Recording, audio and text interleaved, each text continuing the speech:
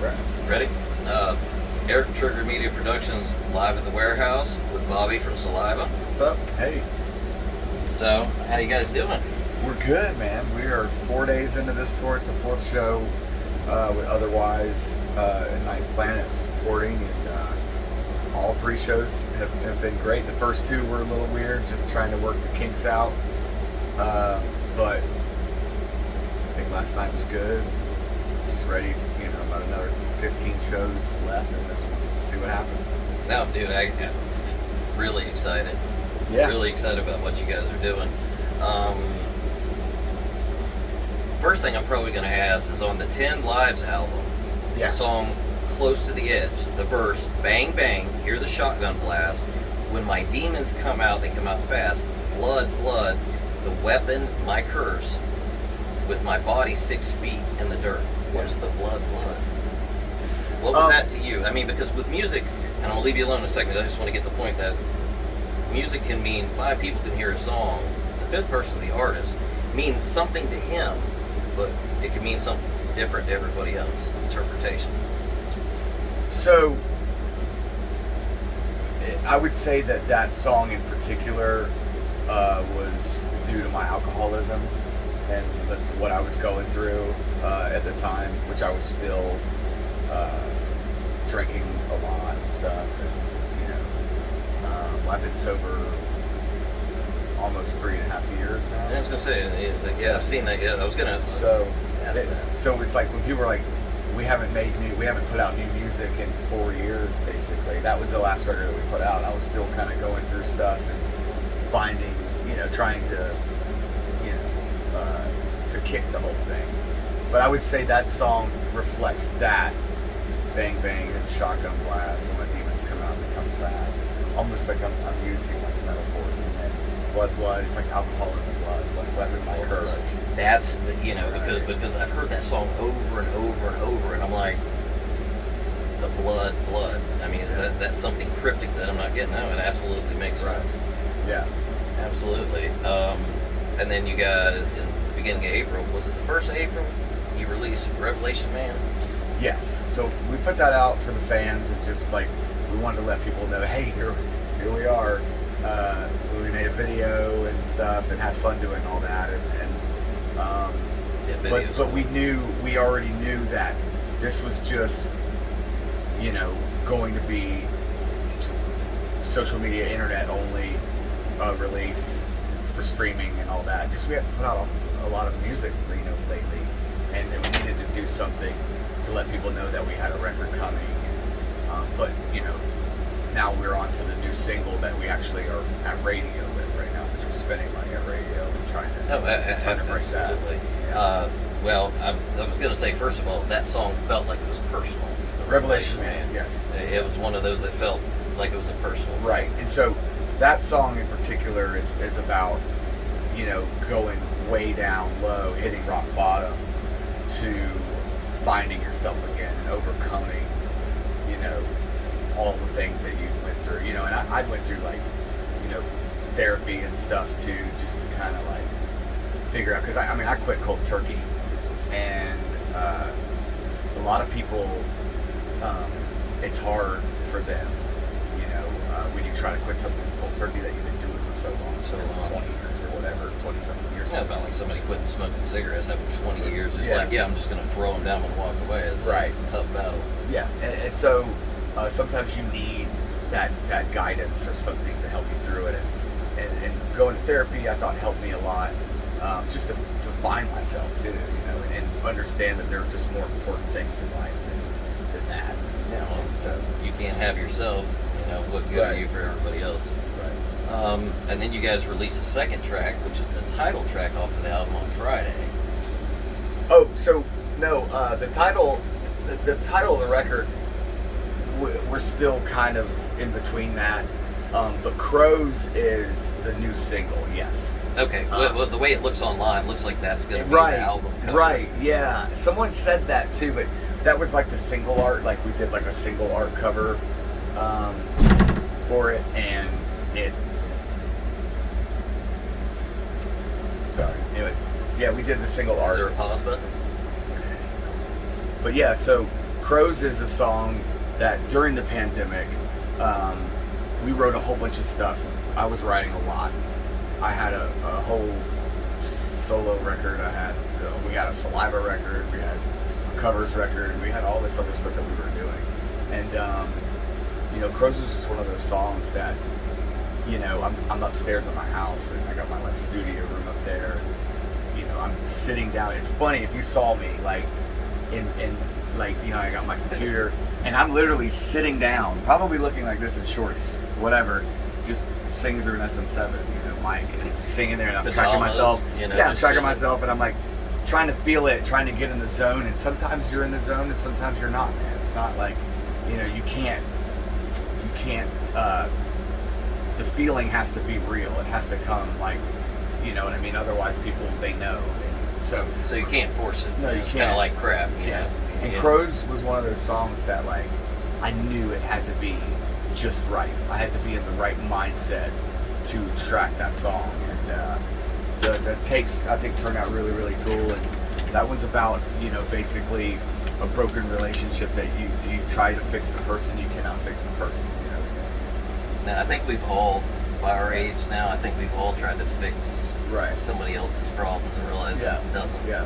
It's like somebody running from themselves, And a lot of that had to do, I think, with my insecurities with alcoholism and stuff as well at a time. But moving past that, I feel like lyrically I can write about, overcoming and all that stuff. I think that's something for fans. That's like a really big thing because you can open up about it. Because there's a lot of people that struggle with that. There's people that can't come to a place like this and go, "This is where I'm at. This is where I stop." Right. You know what I mean? Right. So that's a really big thing. What is the craziest venue you've ever played at? One that sticks in your mind that you have a memory that you're probably never going to forget.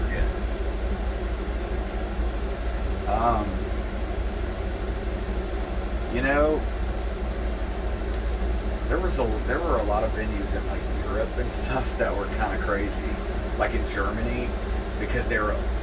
Phil, what were most of those places like the old school where they would keep all the people like during German war and stuff, like they would like hide underground, and all these. So they've turned these places into like music venues. Okay. So I would say there were some venues like that. Brisbane had a venue too in Australia called Crowbar that was really cool. That was like an underground thing. Anything like that, you always can, you remember. Yeah, you remember stuff like that. Yeah. But in America, it's like we've played in so many clubs. It's a lot of them look the same. Yeah. But then it's kind of tough. I would just say like the architecture in some of those other countries. The history. The history is so The history of it. Oh yeah, because those buildings were hundreds and hundreds of Hundreds of years ago. Oh, absolutely. Yeah, so they're what just they like, were before. I think Well, that's this is kind of a two-part question. If you could pick any venue to play in and pick somebody to be on tour with you, where would you play and who and why? I did say I was going to ask a couple tough questions. Yeah. If I did have to say one of the coolest venues that we did play though, because it just popped in my mind that we're doing it again, was in a Fremont Street Experience in Las Vegas. Okay. Which was incredible because like the stage is like, and then you just see everything right there. It's just all lit up right in like old Vegas on Fremont Street, just like, and then it's like 10,000 people. Like it's crazy, man. Kind of almost like Times Square, but it's the Vegas Yeah, vibe. that's what it looks like. Yeah, Vegas vibe. So that goes with it. That was very cool. But like, if I had to add, like, who do I want to play with?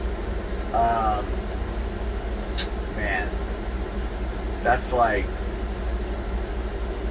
I know it's kind of tough. It's kind of on the spot, but I don't want to know the real, real, like the real Bobby, the guy that's got the mic in front of him now. I like so much, like so much hard rock. I mean, if we're just talking like overall, like of all time, most of the bands that I really like are like dead or not around, but I'd say like it could be living or dead. Yeah. I love Foo Fighters, man. I like Foo Fighters. I like that would be a cool one. Dave Grohl. Yeah, it's gonna.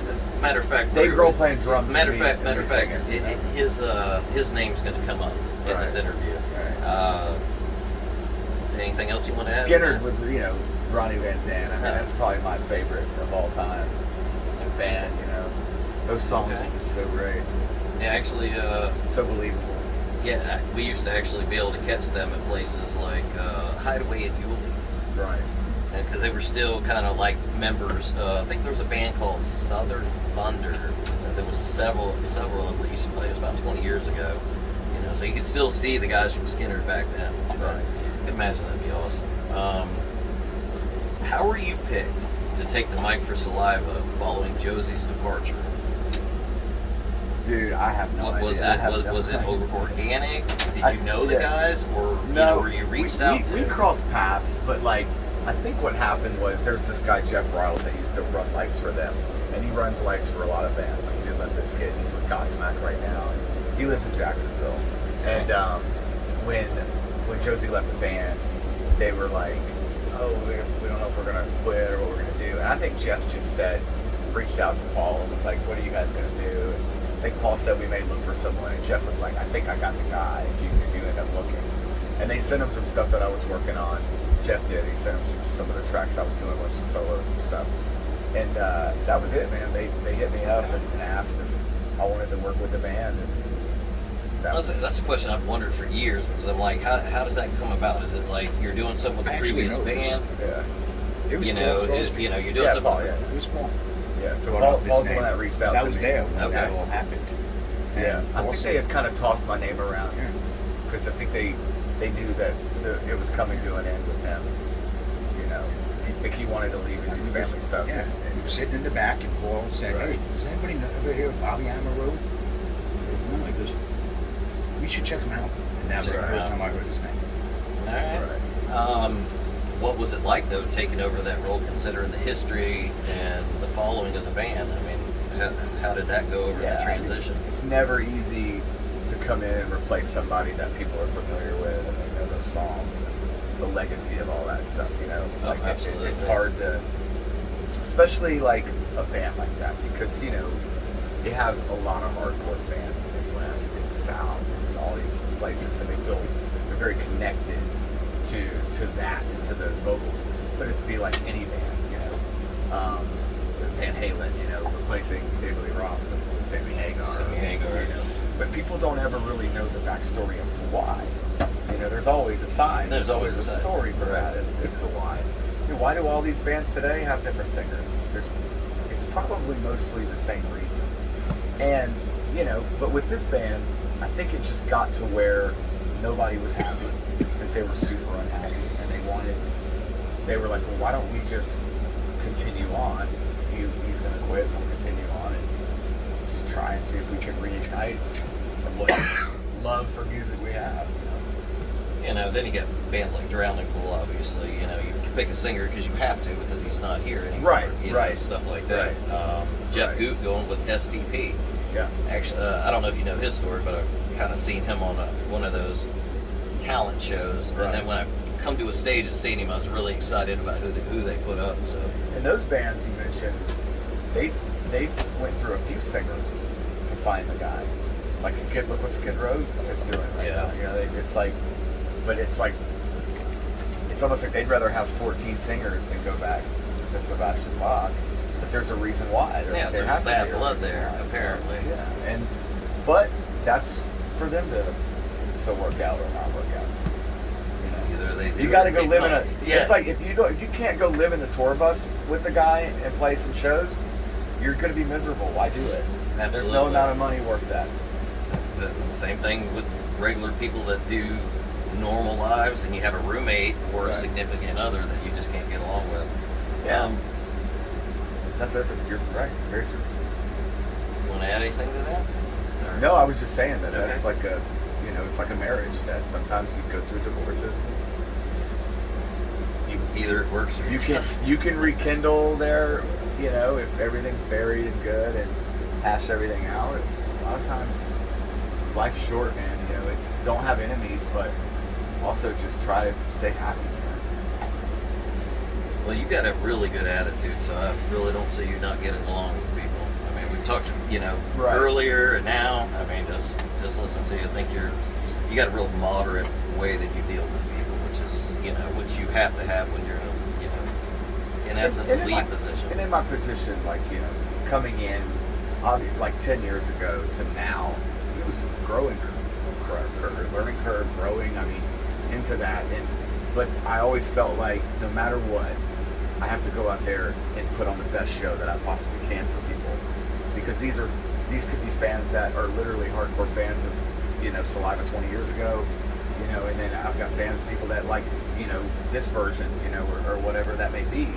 But it's like, I don't consider it like some split thing, or, I have to put on the same show no matter what. Absolutely. And like, always give people their money's worth and make them feel like, look, no matter what, I'm going to give it everything I got.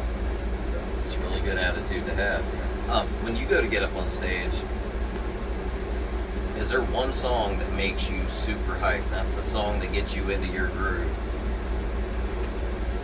yeah, there's been a few. I like doing Dope Ride just because that's one of those, like, it's kind of long and we like kind of hold out the bridge and stuff, and I always feel like that's the song where the set starts to take a turn for, like all the All hits to the- come yeah, and yes. stuff, yeah, and that's cool. But like, and then even like the new stuff too, like playing Crows has been really cool lately. Just vibing with that, but we changed the set around. I Walk Alone's pretty cool. That's one we've added to the set too. So it's like all the WWE fans. We'd always get people that were discovered the band through wrestling, and like, you guys don't ever play that song, and like, you gotta start playing that song. So Well, you guys if you pull up popular tracks by Saliva and you think of like a 45-minute, even an hour set, you would still have leftover songs. So I can imagine it's like shuffling the deck, figuring out what you want to play It's like- per crowd. yeah, like we're going on our like 11th record, 12 with the EP. So yeah, Yeah, great. that's actually kind of crazy. Question I've wondered about different bands through the years that have lineup changes, but remained amazing, just like you guys have done. What is your favorite Saliva song from both eras and why? Oh, from Josie's era, and then what you have produced since you've been the singer. favorite songs. I always go back to Your Disease. I think that's the Okay. first song that I ever heard by the band, and I always felt like that song was the ultimate, like, that's Saliva, like, in my opinion. Click Click Boom, I think it's more famous just because it's just like It's catchy. but it's like, it's anthem, it's arena, it's this or that. But Saliva really had a lot of really cool, stylistically, like, what set them apart from a lot of the other bands was there were a lot of bands that were just, okay, it's kind of rap rock, but they always tried to make sure their choruses were like, open and big choruses and more melodic singing too, and rap, and just blending all of it. So I thought Your Disease was like a perfect example of having the rap rock, but then having your big chorus melody. I don't know. No, actually, it's a really good song. I Right. play it all the time. Then, of course, didn't they use "Ladies and Gentlemen" on like WWE Oh, and stuff yeah. too? Tons Yeah, of I'm pretty songs. sure. Pretty Superstar. sure they did that. Yeah, but yeah. So there was a whole other audience that the band was able to tap into with the wrestling stuff. So Absolutely. which is great, and we yeah. So I would say Your Disease from that era, and then from this era release. I've got to go with. There's some new songs that I'm really stoked about, but then there's, it's tough, man, because is it something from the 10 Lives record or Love Lies in Therapy record? There's one, probably like Loneliest No, only because it's one of those songs that I wrote like 20 years ago. And then I showed it to Wayne when we were making that record, and he was like, dude, that's got to go on the fucking record. Like, release that first. You know what I mean? And like, it was one of those tunes that I was like, okay, well. No, it's still got to be kind of badass when you write something 20 years before, and Right. then you throw it out, and it's like, oh, yeah, Yeah, I wrote it's this got song. to go. I wrote this song when I was like 18, dude. Whatever. So it was, Well, that's funny that you say that, because the next question, we're actually getting ready to go back to that era. So, I basically want to go back 21 years to 9/11. I read a little bit about something you put out, but I'd like to hear the story of what happened on 9/11 with you. where I was at. Yeah, where you were at. I was at Danny Wimmer's apartment in California, Studio City, California. And Danny Wimmer is DWP, which is the biggest festival. Household rock name at this point. Yeah, they do all the big festivals like Welcome to Rockville and Carolina Rebellion and Aftershock, Louder Than Life, like just all these just massive festivals. Right. Urban and Beyond. And so at the time, he was the A&R guy for Flawless Records, which they had just put Puddle of Mud out. So when I got there, first off, I graduated high school. I was still 17. Graduated in June, early June, and I was in LA in August. So we're out there trying to get developed. Puddle of Mud record just came out, and they were broke the record for all time debut rock record for the first week sales. It sold 130,000 records in 1 week. It was no debut rock band that had ever done that. Right. So, but they had so much hype on them, and everything Fred was touching at the time was turning to gold. Well, Danny being from Jacksonville, Fred had he had brought a lot of people from Jacksonville to work, and do all these other things and all these businesses that he had. And Flawless Records was one of those. He wanted Danny to run it, so Danny was the head of the label. And I was living with Danny, me and the other guy, and 9/11, he kicked the door open and said, "Wake up, fuckers, we're being attacked." And it was 7:30 a.m. or something. And we were 3 hours behind New York. It's 10:30. But I think that his wife had been blowing his phone up, and he wasn't answering because we were sleeping, whatever. It was still kind of early. But when he came in, then I went out, looked at the TV, and you're just like, wow, just real. I mean, it looked like it was like a movie or something. It's crazy. Yeah, it didn't seem real. Yeah, I woke up in the hotel that morning. This shit got weird, in LA, because people were so many conspiracies, and all these people were oh, dude, LA's next, we're getting bombed. So, all these celebrities started, leaving and going to, Arizona and, all these other places and shit. It was crazy. It was nuts, man. Yeah, that's cool. I actually wanted to hear your real story about that. Yeah. Because that's really cool, especially with Danny Wimmer way back then. That's really before everything really got. Yeah, but I would go to the Interscope building with him and stuff, and would be he'd be like, "Hey, what do you think of this?" He'd let me hear something that, seeing if I liked it. I'd be like, "Yeah, man, it's all right," or whatever. And then next thing you know, it turns into this band that ends up, I won't mention names, but it's ends up becoming a band that's a fucking big band. You're like, damn. And I mean, he could have signed them and shit like that. I mean, these guys, he passed on so much that you're always kicking yourself in the butt for it. But it was interesting time too, because Limp Bizkit was still the biggest rock band in the world. They had just won Video of the Year for Rollin'. And so Danny and I went to Fred's house, and I'm at Fred's house, and it's me, Danny Wimmer, Fred Durst, Jordan Schur.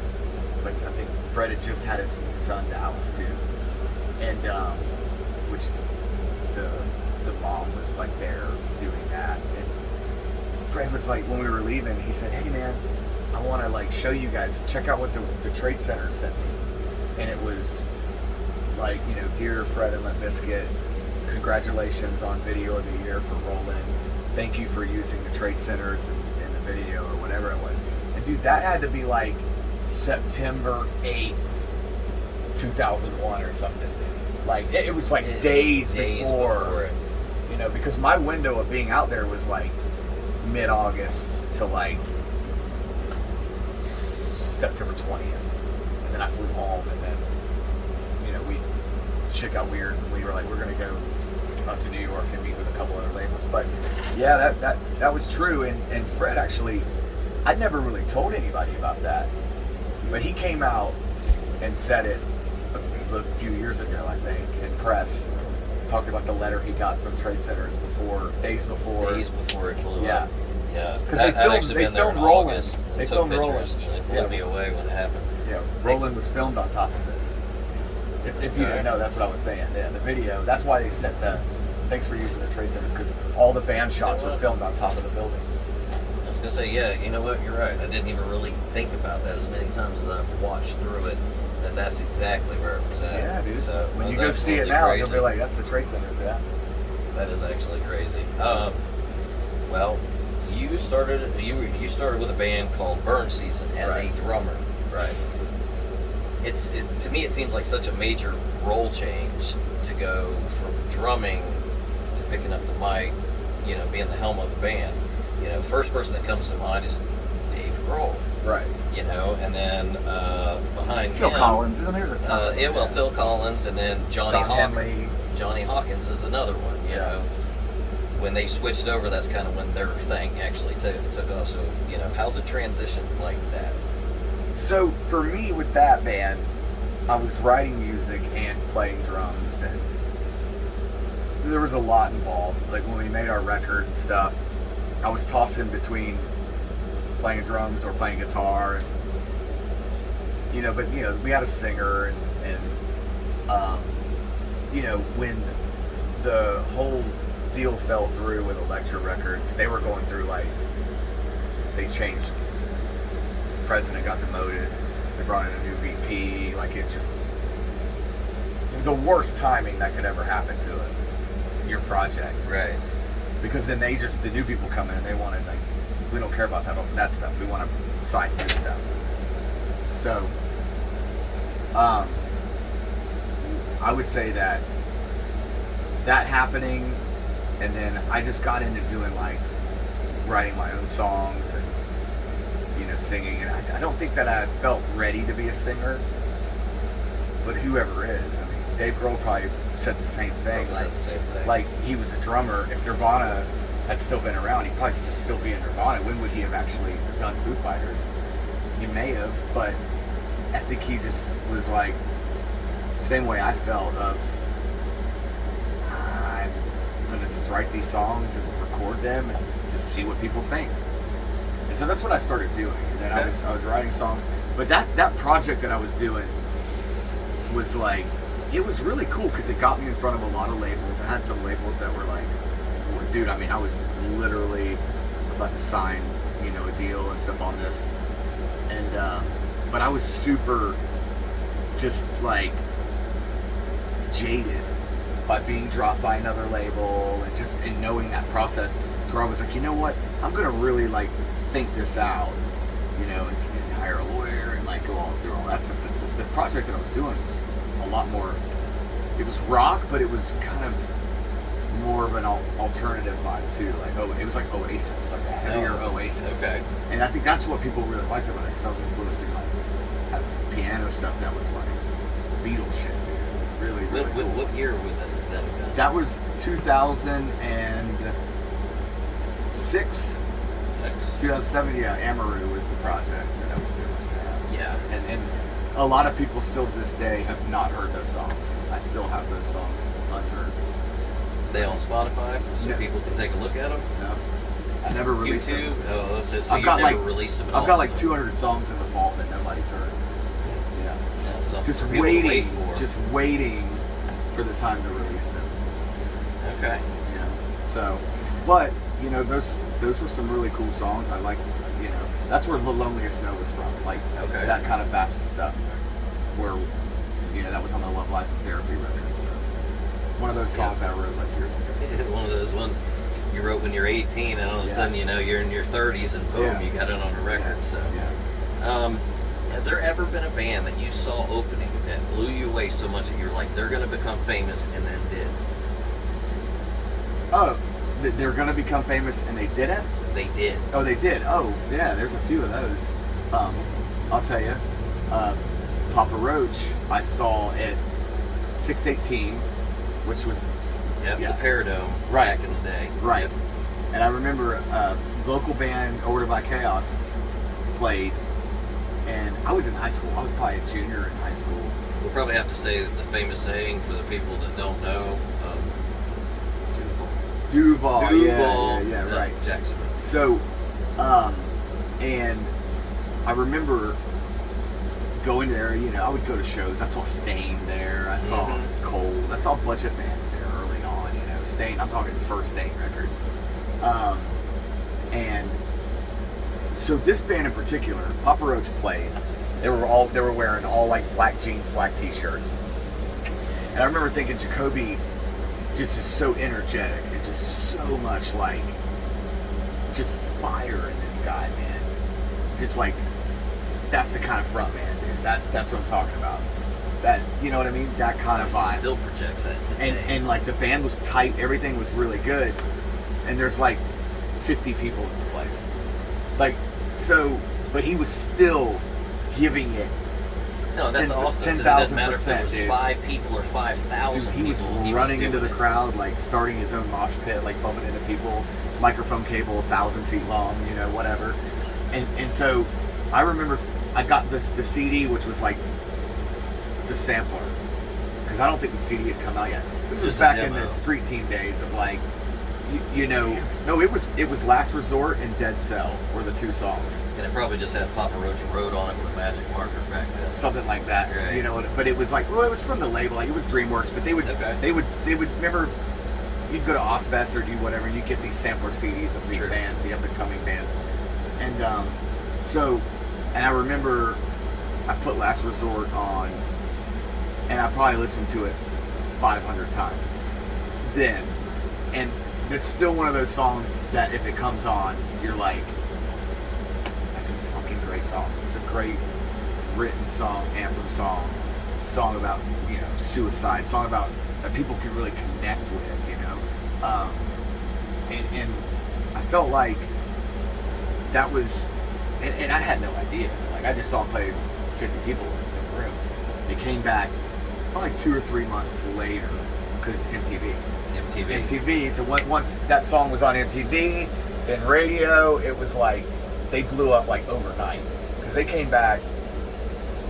It had to be 2-3 months later, and I remember the opening bands was like Taproot and Alien Ant Farm. Alien Ant Farm, as they were And it was like Plush in Jacksonville sold out, like 2,000 people, sold out. So 50 people, a few months later, 2,000. That's the power of radio and MTV. Absolutely. And nowadays it's Sirius Octane and Jose Mangin.